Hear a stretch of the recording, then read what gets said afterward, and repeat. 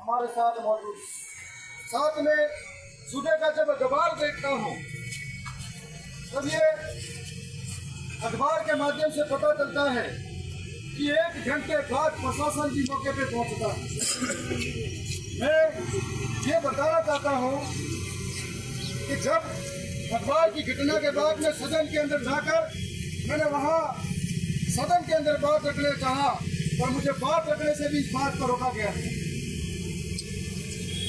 आज पीड़ा इस बात की है कि ऐसी मानसिकता वाले लोग, मैं ये नहीं कहता कि एक समाज के भीतर हो सकते हैं, ऐसी मानसिकता के लोग हर समाज में मिल सकते हैं, लेकिन समझना इस बात को है कि सरकारें हमारे साथ में कितना न्याय करती है। कभी आप देखते होंगे कि कभी किसी को मटके में पानी चूल्हे से मारा जाता है, तो कभी किसी को मुंह से रखने पर मारा जाता है, तो कभी किसी को पिकअप के पीछे घसीट के मारा जाता है। तब हमें सोचने वाली बात यह है, ये वही उदयपुर है जहाँ पर कुछ दिन पहले तान्या टेलर की हत्या होती है। यह हत्या एक गंभीर विषय है कि किसी के परिवार को उजाड़ना गलत है, और कन्हैयालाल टेलर की हत्या होती है तो हमारी भी संवेदना उस परिवार के साथ है, लेकिन उस परिवार के साथ उसके परिवार को कान्हा टेलर तो नहीं दे सके। उसके सरकार ने उनके परिवार का दुख हल्का करने के लिए तत्कालीन सहायता प्रदान करी थी।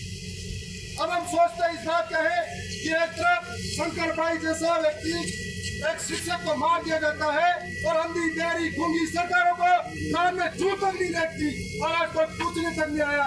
इस बात का दुख है। और आज हम लोग आपके बीच में हैं, जो लोग छोटी छोटी बात पे अगर जानवर के साथ क्रूरता होती है तो हजारों संगठन लेकर सड़कों पर मौजूद रहते हैं। आज जब एक इंसान की मौत होती है तो अब उनको खबर नहीं है, अब उनके बयानबाजी नहीं होती है, अब इस न्याय की लड़ाई में कोई शामिल होने के लिए तैयार नहीं होता। लोग इस बात का है कि आखिर कब तक हमारे साथ छलावा होगा, आखिर कब तक हमारे लिए सरकारें खामोश होगी, आखिर कब तक हमारे साथ इस तरह का अन्याय होता रहेगा, और आखिर कब तक हम चुप बैठेंगे। इस बात को सोचने का विषय है कि आज 2 दिन से उस परिवार की डेड बॉडी यहाँ पड़ी हुई है। आज कोई भी सरकार का नुमाइंदा यहाँ आकर नहीं पूछता है कि आपके साथ क्या न्याय किया जाता है। किसी को घृणित मानसिकता कहते हैं, किसी को सरकार का दोगलापन कहते हैं, और आज हम लोग मांग कर रहे हैं उस पीड़ित परिवार के शंकर भाई को तो नहीं लौटा सकती सरकारें, लेकिन उसके परिवार के दुख को कम करने के लिए जो कान्हा टेलर के साथ में जो न्याय किया था वही हमारे शंकर भाई के साथ होना चाहिए।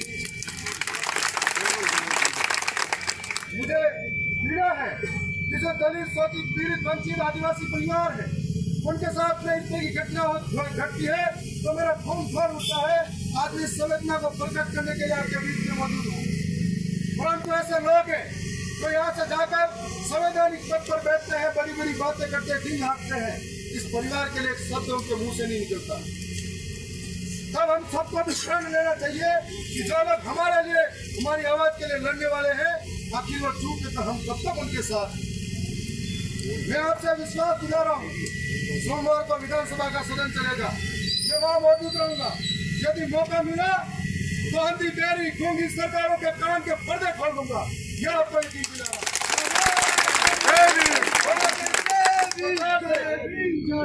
हमारे साथ में ये घटना पुनरावृत्ति बार बार हो रही है, तो ऐसा सरकारें ठोस कदम क्यों नहीं उठाती, ऐसे कानून क्यों नहीं बनाती कि दोबारा कोई करने से पहले सोचे कि इस तरह की मानसिकता वाले लोग हमारे बीच में नहीं रहे। जब उदयपुर के अंदर एक घटना हुई थी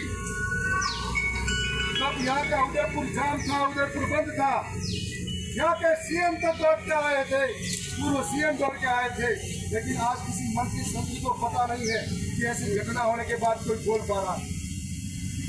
हम ये तमाम साथी हैं, इनसे भी ये कहना चाहता हूँ कि ऐसे लोग हमारे बीच में, हमारे मुसीबत में साथ खड़े नहीं रहे, तो जब भी हमारे बीच में भीख मांगना आए उनको वहां से लाते गुस्से से बाहर निकाल दिया। आज हम लोगों को कुछ नहीं चाहिए, हम लोगों को बुरे वक्त में हमारे साथ कोई खड़ा रहने वाला चाहिए। चाहे उत्तर प्रदेश हो, चाहे राजस्थान का कोई इलाका हो, चाहे मध्य प्रदेश हो, चाहे गुजरात हो, हर जगह दलित शोषित पीड़ित आदिवासी के साथ रोज अन्याय अत्याचार होता है। कई बार खबरें एक चार दीवारी के अंदर कैद हो जाती है। और कई बार खबरें आज इस उदयपुर की घटना इस मोर्चरी के यही दफन होती नजर आती है, तब कोई हमको सुनने वाला नहीं है। और आज तक अभी 2 दिन हो गए जिसमें यहाँ के प्रशासन वगैरह एक आश्वासन दे रहा, झूठा आश्वासन दे रहा, हम तुम्हारे साथ न्याय करेंगे। आखिर कब तक?